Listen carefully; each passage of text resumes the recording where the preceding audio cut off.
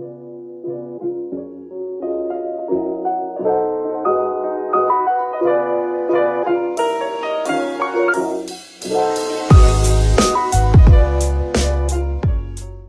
merci à toutes et à tous de nous suivre hebdomadairement dans notre émission.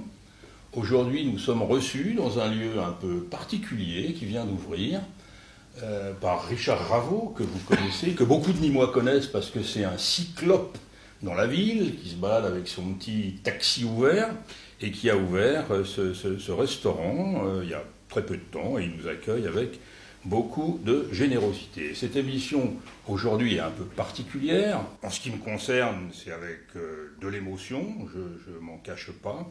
Nous recevons aujourd'hui Alain Clary, qui a joué un rôle majeur dans le paysage politique de Nîmes de ces 30 dernières années, fidèle au Parti communiste, et qui a été maire et député jusqu'en 2002, maire de Nîmes de 1995 à 2001, et chacun se rappelle, et il va nous le rappeler d'ailleurs, que cette municipalité a été gagnée sur une triangulaire avec 35-51% des voix, Bousquet ayant été battu par 30,7% et La Pierre ayant fait 24,3% des voix, ce qui fait qu'on a gagné finalement sur une majorité très relative. En plus, sur une liste de 3/3, parce qu'on dit toujours c'est la liste communiste. Bon, tout le monde dit ça. Pour la liste communiste, il y avait des communistes, il y avait des socialistes, et il y avait aussi un 3e tiers qui représentait la société civile, et qui était d'ailleurs pas le plus simple à gérer. Alain Clary, aujourd'hui, c'est un sage, c'est pour ça que je dis que l'émission va être paisible. Il va donc nous expliquer un peu comment la municipalité a été élue, ce qu'on a fait, parce que souvent aussi, ce qu'on dit,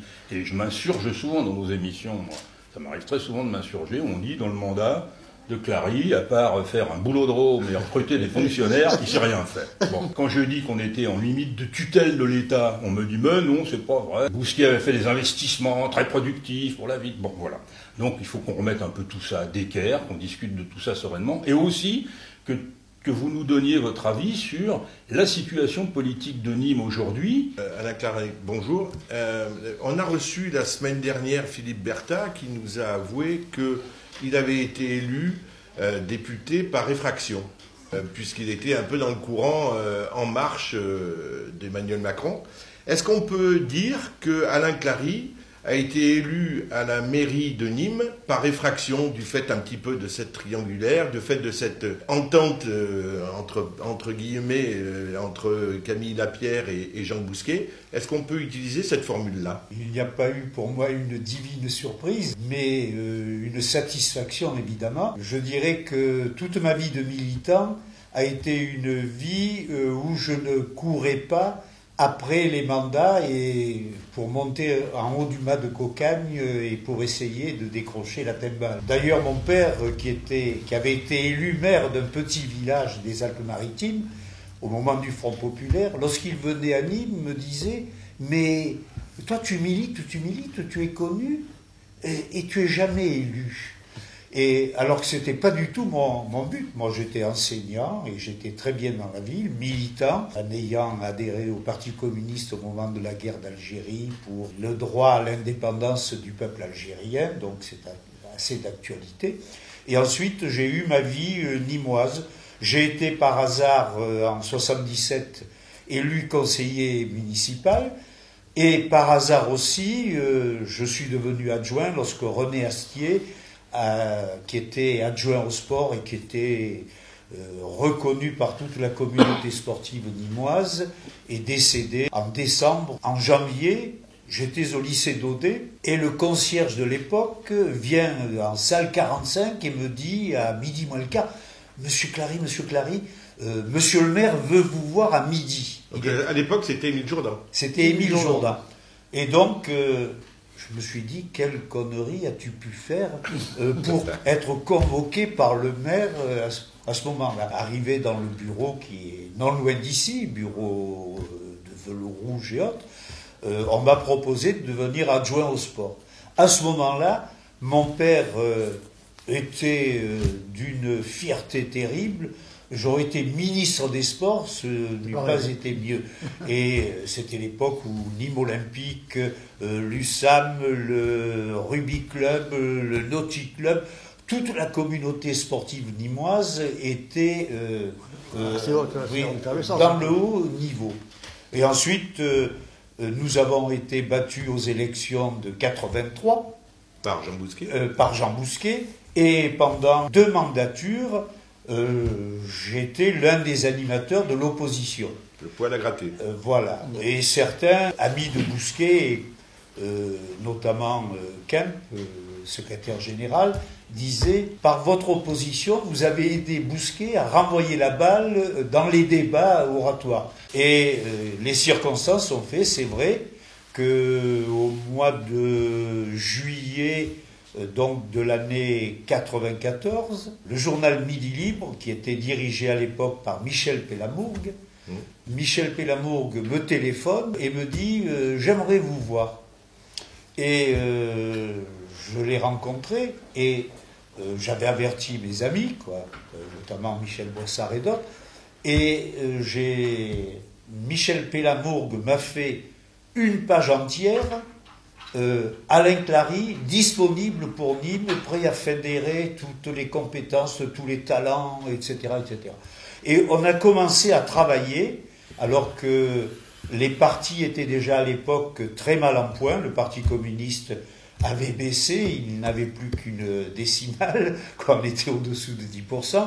Le Parti socialiste était aussi en recomposition. Par contre, il y avait l'opposition entre le docteur Lapierre et le patron Bousquet. Il y avait eu la scission. On sentait dans la ville quand même un certain mécontentement. On avait aussi une municipalité qui était fâchée avec les principaux artisans de la vie. La Chambre de commerce, Michel Gilles, la Chambre d'agriculture, Maurice Jouffret, la Chambre des métiers, etc. Et au-delà donc des milieux populaires, il y avait un mécontentement qui existait. Et nous avons ressenti à ce moment-là qu'il y avait une possibilité, d'abord entre gens d'une même famille, de gauche, socialistes, communistes et autres, à nous retrouver ensemble. Et en voyant bien que ce n'était pas avec le seul parti socialiste et le seul parti communiste qui avaient encore les uns et les autres des militants à ce moment-là, on pouvait être crédible pour accéder au premier poste. Et c'est ainsi qu'est née l'idée de ce 3e tiers, de la société civile, avec d'ailleurs une floraison déjà d'écologistes de divers types, de régionalistes, d'occitanistes et de gens un peu, j'allais dire, folkloriques à la marge, comme le Gaucho de la Pampa, Christian Lacour, le colporteur. Le Gaucho de la Pampa, c'est nous qui l'avons... on avait tous des surnoms là-dedans, parce qu'il y avait une grande fraternité entre nous. C'est quoi votre surnom, vous moi, on ne me l'a jamais indiqué. Alors, mais, et sinon, quand vous êtes et c'est ainsi que nous sommes arrivés dans une quadrangulaire, c'est vrai. Quadrangulaire. Il y avait d'ailleurs 5 listes à Millau, dans la commune, la ville voisine, et 4 à Nîmes. 4, donc il y avait la vôtre. Il y avait le Front National avec Martinez, qui n'était pas le fêlé, mais le félon, pour prendre le langage que vous connaissez. Et donc la liste Lapierre et Bousquet. Oui. Et on a senti au fur et à mesure que la campagne évoluait, il y avait des commerçants sur notre liste, il n'y avait pas seulement les milieux populaires, mais on avait aussi un ancrage dans tous les quartiers populaires de la ville. D'accord. Et cet amalgame qui nous avait permis de gagner, nous n'étions pas préparés à diriger. D'autant plus que c'était une situation assez particulière.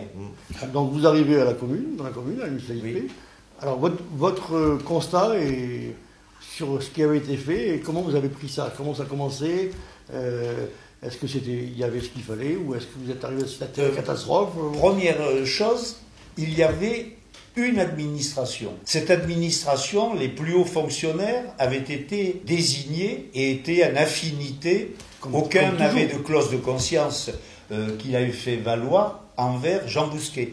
Ils étaient donc en osmose avec Jean Bousquet. Comme partout, je veux dire. C'est Comme ça. partout. Sachant que les élus passent, mais que l'administration Ouais. demeure, c'est une vieille règle que j'ai connue, moi, depuis longtemps. L'un des premiers actes a été de rencontrer tous les hauts fonctionnaires et, service par service, d'indiquer que le verdict du suffrage était tombé, mais cela ne signifiait pas le système à l'américaine, du On small devait system. nettoyer. On ne balait pas. Et on a essayé et on a travaillé immédiatement avec ceux qui étaient en place, notamment Jacques Kemp et tous les autres. Il y avait beaucoup de choses qui pouvaient nous séparer.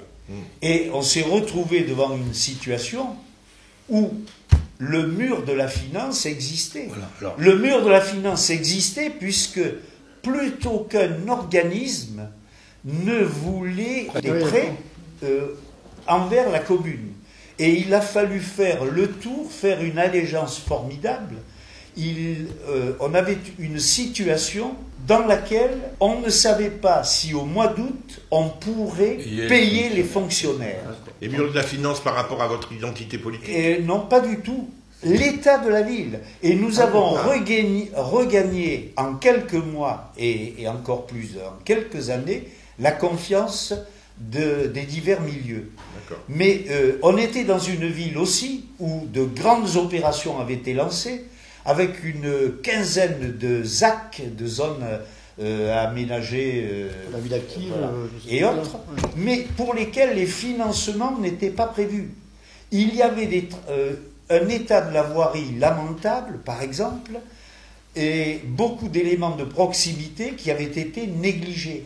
Mais des travaux effectués depuis 2 ans n'étaient toujours pas payés, et ils hypothéquaient, y compris le budget qui avait été voté.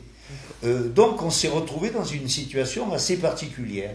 Et on a essayé de se lancer dans une opération vérité. D'abord on a demandé que la Cour régionale des comptes procède à un audit, que nous n'avons obtenu qu'au bout de 2 ans, c'est-à-dire qu'on a travaillé en brasse coulée pendant toute cette période-là, avec l'aide d'ailleurs d'un cabinet, Un bureau d'études. voilà, un bureau d'études, et on est arrivé à redresser une situation et à poursuivre des opérations, à en lancer d'autres, et c'est vrai aussi, à donner à plusieurs centaines d'employés municipaux dont on ne savait pas où ils étaient hors statut, hors cadre et autres, peu à peu, on est arrivé à les déprécariser aussi. Mais il y a eu surtout la rencontre aussi avec la Chambre de commerce, Oui. avec la Chambre d'agriculture, avec la Chambre des métiers, pour voir comment concrètement on allait travailler pour Nîmes. Et on a aussi bénéficié de préfets républicains comme le préfet Gaudin.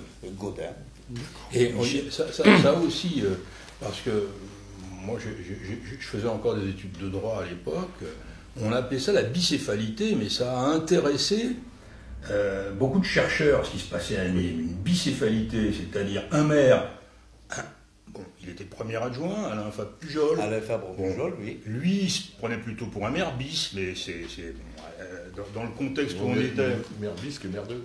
Non, mais dans le contexte où on était. Et il y avait 2 cabinets.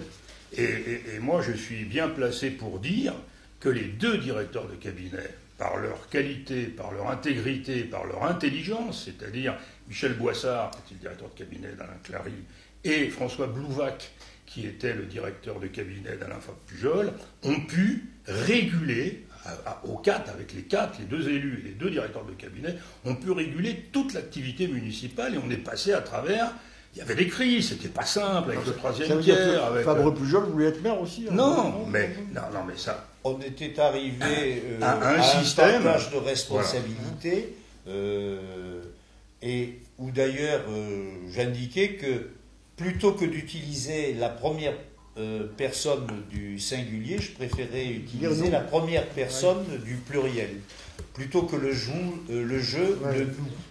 Et bien évidemment, parfois les décisions demandaient une concertation préalable, mais elles pouvaient être prises avec l'assentiment des uns et des autres, et y compris du troisième tiers. Ça n'était pas un tête-à-tête aussi. Et les bureaux municipaux étaient des bureaux très très animés, et où on apprend beaucoup en démocratie. Et en même temps, on a essayé de faire le tour de ville pour préparer les budgets d'une manière nouvelle, en donnant un état des lieux, un état des finances, et en essayant de faire participer les gens au choix à faire. Avec d'ailleurs des périodes difficiles, des périodes de blocage, notamment des transports urbains, où on est sortis les uns et les autres par le haut. Pendant un mois, la ville n'avait plus de transport en commun. Donc, vous avez, donc, d'après ce que j'ai compris, je ne partage pas forcément ce point de vue, mais récupérer donc une ville dans une situation catastrophique. Financièrement. Oui, il n'y a jamais de catastrophe totale. Enfin, je ne suis pas pour le catastrophisme. Dans une situation que vous avez quand même, que vous avez estimé quand même qui était. Moi, je considère qu'il y a eu quand même pas mal d'investissements qui ont été faits. C'est sûr que ça, il y a eu de l'endettement, mais il y a eu quand même aussi Nîmes pendant 2 mandats a repris aussi un peu de la figure. C'est parce que la dette était arrivée. On était au bord de la falaise. Oui, et le problème était de savoir comment on allait relancer. Et c'était un point de non-retour. Il y avait un risque de tutelle. Oui, on a été, et on aurait pu par facilité demander la tutelle. Alors je n'entre pas dans les détails. Et d'ailleurs, je l'avais dit à Philippe Roata, je n'ai aucune nostalgie. Je ne suis pas pour refaire la bataille de Waterloo. Aux soldats de plomb, on gagne toujours après, quoi.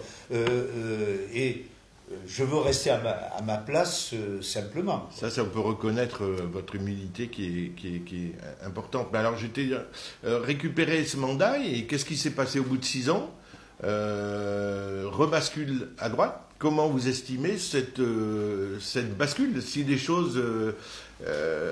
voilà. Alors que les renseignements généraux nous donnaient gagnant. Oui. Comment on peut l'expliquer alors donc on essaye d'avancer dans le temps pour arriver à 2020. 45-69. Tout à fait. Eh bien, dès 2000, on a ce qu'on appelle la vague bleue au niveau national. Il y a un mécontentement de la droite et aussi une insatisfaction d'une partie de l'électorat de gauche qui avait voté pour la gauche plurielle. C'était l'après-midi en moment-là. Et je dirais que c'est surtout la déception d'une partie du peuple de gauche, quoi, qui ne s'est plus mobilisée et qui a fait qu'à Nîmes, comme dans d'autres grandes villes, vous avez laissé tomber. Il y a eu une reconquête par la droite d'un certain nombre de positions. Quoi. Une vague bleue comme il y a eu une vague en marche, on va dire. On pourrait dire que l'histoire est un perpétuel recommencement. Il y a des... le français n'est jamais satisfait, donc à chaque fois... En tout état de cause, ayant été élu en quadrangulaire, la base était encore fragile. Quoi. Ouais. Et puis il y a eu des éléments... bien sûr, de dispersion, tout comme il y en a eu en 2002 pour la présidentielle, où Jospin qui était placé... Vous avez été un peu victime de ce qui s'est passé au niveau national, un peu. Oui. Parce que dans ce qui a été fait quand même, puisque souvent, on nous dit, dans nos émissions, c'est pas... Il ne s'est rien passé, le boulodrome. Bon. Moi, je suis tout à fait témoin de ce qui s'est passé pour le boulodrome, et je n'ai pas envie d'en parler. C'est d'ailleurs le bâtiment le plus laid que j'ai jamais vu de ma vie. Mais enfin, bon, c'est pas grave. Voilà, c'est pire qu'en Union soviétique. Qu'est-ce qui s'est passé dans votre mandat? Non, mais il s'est passé des choses, voilà. Qu'est-ce qui s'est passé dans le mandat? Il y a quand même eu... Comment vous résumeriez votre mandat? Alors, je ne suis pas venu dans... si, c'est intéressant. Mais je vais prendre un exemple. la faculté de médecine était sur le point de fermer. Nous arrivons en décembre 1995 à réunir à la fac de médecine, qui était vétuste, les locaux délabrés, la contestation sur les résultats et autres, ce qui ne tenait pas aux enseignants d'ailleurs. Nous réunissons le préfet Michel Gaudin, le président du conseil général Alain Journet, le maire de Nîmes et Alain Fabre-Pujol aussi, et nous obtenons, et Jacques Blanc, qui était un adversaire politique, et nous obtenons le financement de la réhabilitation de la fac de médecine. C'est un exemple parmi d'autres. Et cela est valable dans bien d'autres domaines. Donc ça, c'est une de vos fiertés. C'est l'une de oui, nos fiertés. C'est vrai, c'est moins visible que de faire des centres commerciaux, mais ça a beaucoup d'importance. Il y a eu beaucoup. Ça a beaucoup d'importance. Oui, alors je ne vais pas énumérer aussi AEF, comment dans AEF, le lancement de AEF a lieu à ce moment-là. Le centre-ville est aujourd'hui ce qu'on avait décidé. Tout en commençant aussi la rénovation qui est très loin d'être terminée.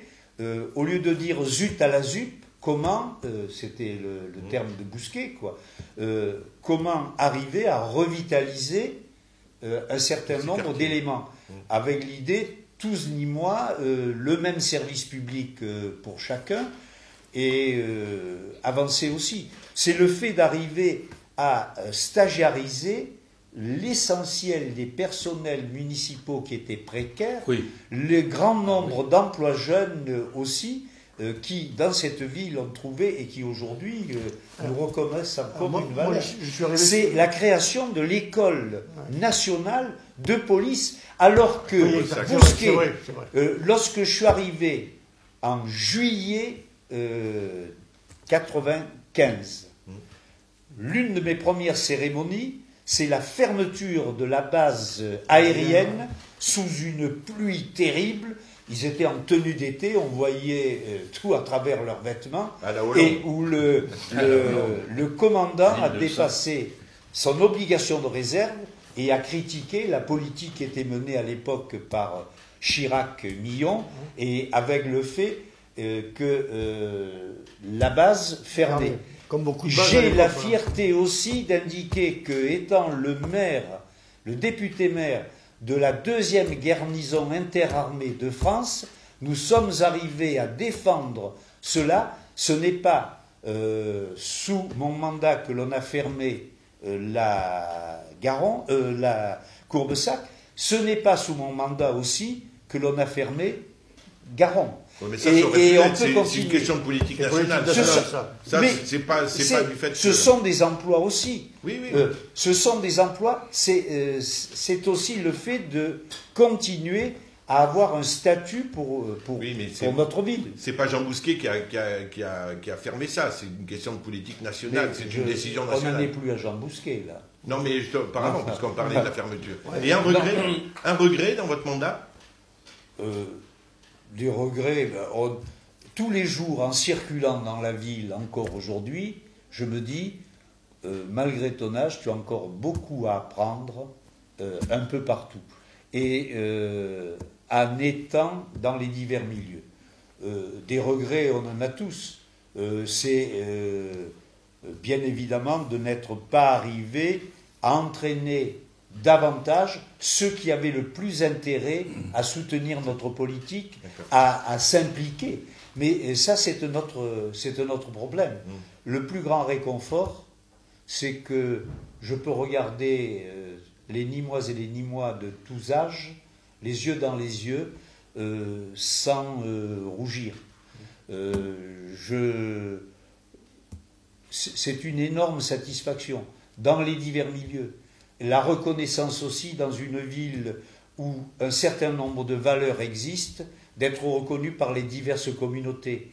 La communauté catholique, l'un des premiers à être venu en mairie lorsque j'ai été élu, a été l'évêque de l'époque, qui était Monseigneur Cadillac. Il est venu en voiture. D'accord. Par exemple, c'est vrai que vous êtes très apprécié. et dans divers, et je ne vais pas. La poursuite des jumelages avec Richon Le Thion, nous avons continué. Je donne cela de manière épisodique, mais c'est vrai que vous êtes très symptomatique. Dans tous les milieux, vous êtes très apprécié à Nîmes. Actuellement, on en parle de vous, que ce soit même à gauche comme à droite, vous êtes quelqu'un qui est apprécié. C'est vrai. C'est vrai, je dois le reconnaître, c'est vrai. Plus sage. Moi, je vous ai connu vous êtes un peu comme un sage, voilà. prof d'histoire géo à Daudet, où le militant communiste, des fois, c'était chaud. Mais c'était votre conviction aussi qui était comme ça. Après, moi, j'avais la mienne aussi en face. On pouvait échanger dans le respect de l'individu de chacun. Un proviseur qui, au lieu de donner une appréciation sur ma valeur professionnelle, avait mis militant syndicaliste qui a une influence sur ses collègues. Mais alors c'était sur les enseignants et pas sur les élèves. Mais ce qui était assez dégueulasse d'ailleurs comme appréciation. C'est discriminatoire. Alors la gauche maintenant à Nîmoise, alors qu'est-ce que vous en pensez? Elle va où? Elle va faire quoi? On a tous mal aux mêmes endroits. Et on a tous beaucoup de meurtrissures. On a beaucoup de bleus à l'âme, et en même temps, il y a des choses qui sont en train de naître. Et il y a tout un humus dans cette ville, Et de cet humus doivent sortir de nouvelles pousses. Ça n'était pas évident à d'autres époques, dans les années 60, dans les années 90, et aujourd'hui, ce que je ressens, c'est qu'il y a un effort pour se reconnecter avec les divers milieux. Mais l'une des difficultés, me semble-t-il, pour ce qui est de l'héritage que nos générations laissent, c'est que l'image du politique, de la politique et des politiques a entraîné une dépréciation, a entraîné aussi un désintérêt et une suspicion envers tout ce qui est engagement. Mais il y a des formes nouvelles, et je trouve que ces formes nouvelles... Les gilets jaunes, par exemple Notamment. Vous êtes pour je ne me suis jamais déguisé, je le mettais sur le devant, bien sûr. J'écoute beaucoup et j'ai été très ému à tel ou tel moment, en décembre ou autre, quadrillant le département, de voir cette véritable toile qui existait un peu partout, comme une toile d'araignée. Vous alliez à Quissac, vous en trouviez, vous alliez sur Alès, vous en trouviez, vous vouliez aller de Nîmes à Alès, il fallait passer de ci, de là, valable un peu partout. Quelque chose que je n'avais jamais connu comme militant, même aux plus grandes périodes, j'allais dire des cellules ou des organisations. Ce sont des réseaux presque spontanés, des lieux de vie, mais qui doivent pouvoir converger. Alors, toutes ces gouttes doivent amener de la rosée amener aussi... Mais vous dites en décembre, mais son évolution, comment vous la voyez? Je suis surpris de la pérennité. Moi, j'ai été surpris à l'époque de l'organisation territoriale ou de l'implantation qui existait, et je suis surpris aujourd'hui du fait qu'au-delà de la médiatisation de violence, la réflexion et le bon sens des gens donnent encore un préjugé favorable aux causes défendues par les Gilets jaunes, dans leur diversité. Mais ce qui est nouveau, moi, et ce que je crois que il va falloir réfléchir autrement. Ce qui est nouveau, c'est qu'avant, les formes de lutte passaient, c'était des luttes de classe. Il y avait les bourgeois contre les ouvriers contre les patrons, ça passait par les organisations syndicales, par les organisations politiques. Aujourd'hui, tout ça est foutu par terre. Les gens, ils ont des revendications, c'est les banlieusards contre les Parisiens, les gens de la campagne contre les gens de la ville. On a complètement changé la nature du fait revendicatif. Et alors, pour régler tout ça, ça va pas être... Il va falloir se remuer les méninges. Je me souviens quand on avait reçu, dans une émission à nous, l'ancienne secrétaire fédérale Martine Guéraud, qui est infirmière, militante. À la fin de la réunion, je lui dis, mais il faut que la CGT, moi j'ai été 35 ans à CGT, il faut qu'elle arrête, et c'était au mois de septembre, avant les Gilets jaunes, il faut qu'elle arrête ces mots d'ordre, une journée de lutte. Pourquoi? Pour qui? On n'en sait rien. Giscard est foutu, les communaux sont dans la rue. Moi, je racontais ça quand j'avais 30 ans. Macron t'es foutu, les fleuristes sont dans la rue. Bon, mais c'est fini ça. Le problème, il est qu'il va falloir reformuler tout ça autrement. Et sur quoi ça va déboucher? Alors, les questions que vous me posez, c'est à votre génération. Je les pose.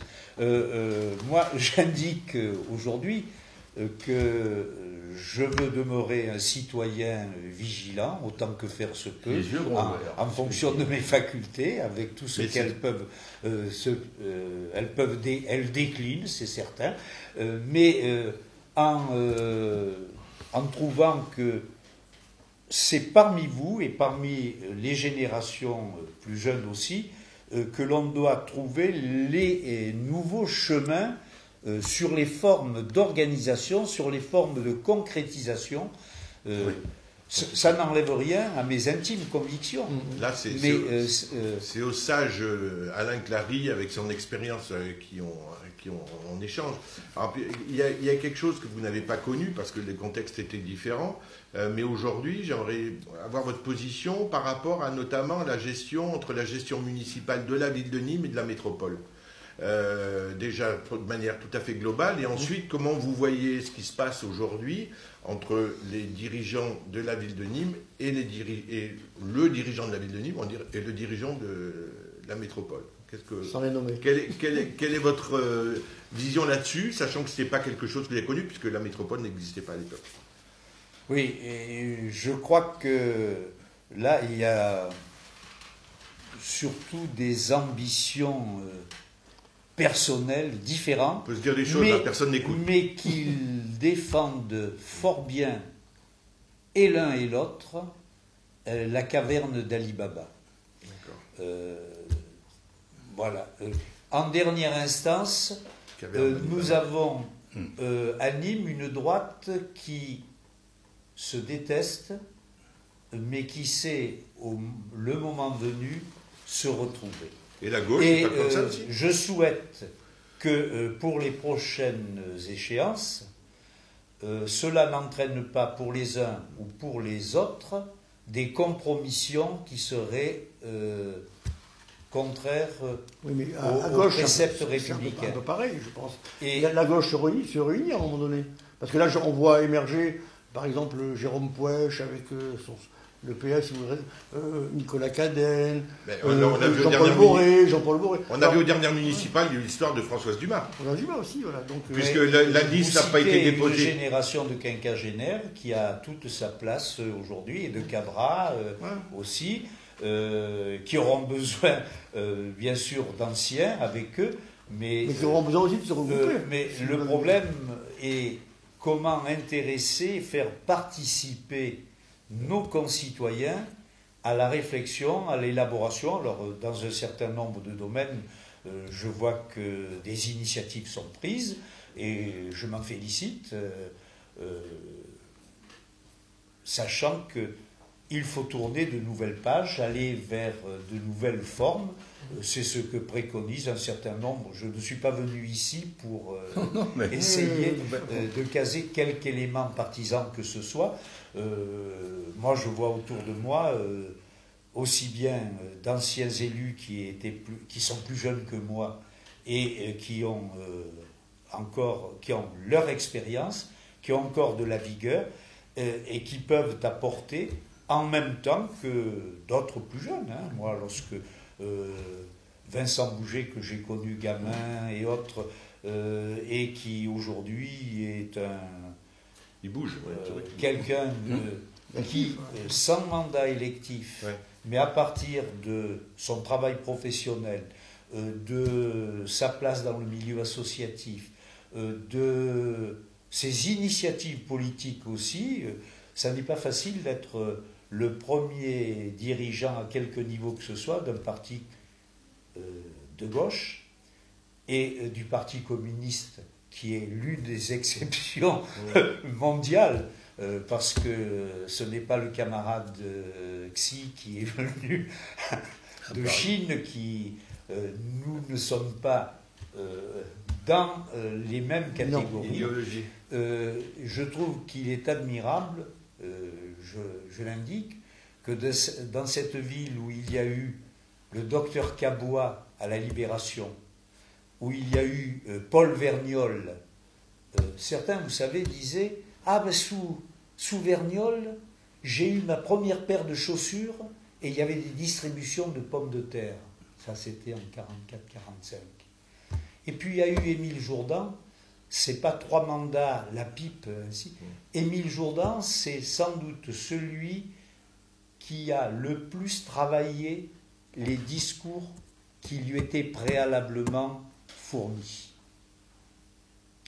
Je l'indique et d'ailleurs avec un profond, et puis Émile Jourdan, sur la durée, a quand même le jalonnement des écoles, des équipements sportifs de quartier et autres, c'est Émile Jourdan. Et il n'y avait pas de décentralisation. Il se contente aujourd'hui d'un petit centre, Émile Jourdan, à Gambetta, non loin de la rue et de l'appartement en rez-de-chaussée où il n'avait jamais de soleil de la journée, où a été élevé Alain, le fils, qui est aujourd'hui le secrétaire national de la Fédération française de handball. Ça serait un titre d'ailleurs de fierté pour son père et pour Monique. Voilà. J'indique tout cela parce que c'est fort qu'il y ait encore des gens qui soient prêts à s'engager dans les conditions d'aujourd'hui, quoi. Et toute hégémonie, qu'elle soit personnelle, qu'elle soit partisane, doit être dépassée. Ce qu'il faut arriver, les gens n'en veulent plus et je crois qu'ils ont raison. Et ce n'est pas non plus dans le choix entre les pions blancs et les pions noirs à tel ou tel moment, c'est au contraire comment, depuis les milieux populaires, mais populaires dans le sens le plus général, comment, en utilisant les compétences aussi, on arrive à améliorer, à humaniser les choses, à se rencontrer aussi bien sur des valeurs. L'Académie de Nîmes, de ce point de vue, est quand même un exemple formidable.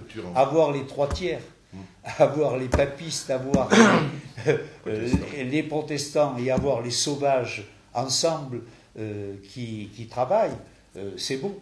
Et c'est valable dans le domaine écuménique aussi. Le culte, la rencontre de janvier qui a lieu chaque année, et bien d'autres choses.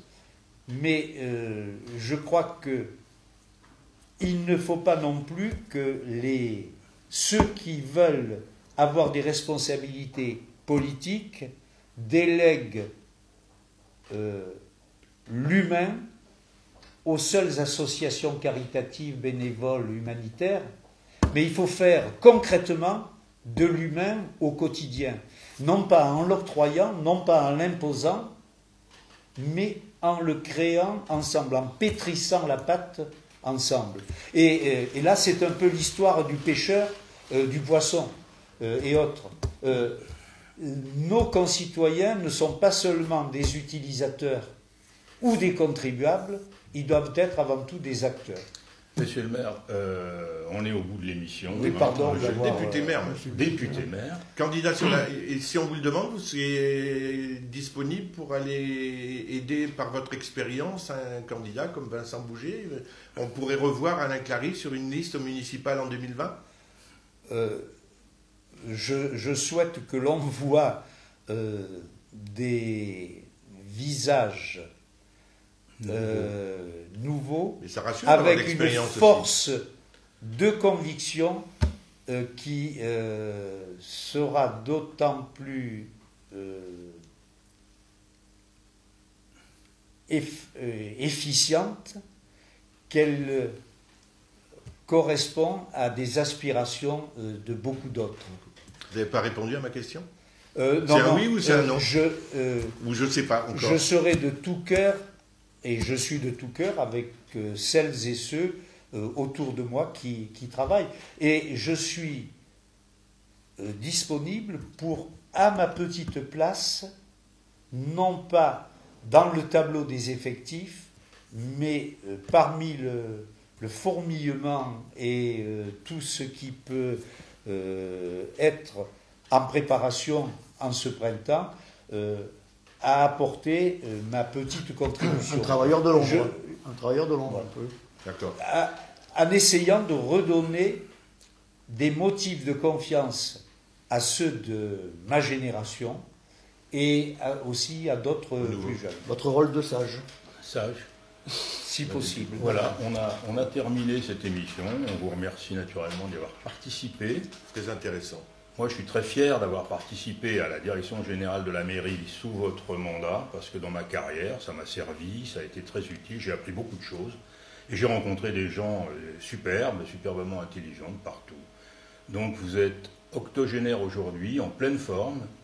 Est-ce que le fait d'être communiste, ça aide à être un octogénaire lucide et... À 20 ans, ça m'a beaucoup aidé. À 30 ans aussi, à 40 ans aussi. Puis les choses de la vie et les modifications à l'échelle mondiale, planétaire et autres, amènent aussi à une plus grande pondération sans modifier les convictions, mais en se disant il y a des choses... on ne peut pas faire le bonheur des gens à leur place.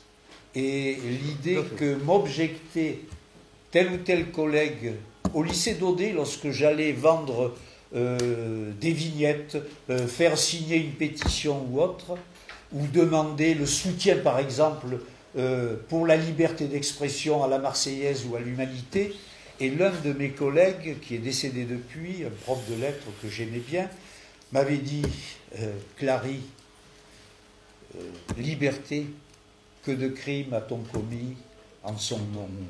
Et ça, c'est une interrogation aussi. Le bonheur, oui, mais le bonheur par, pour, avec, jamais sans, jamais contre.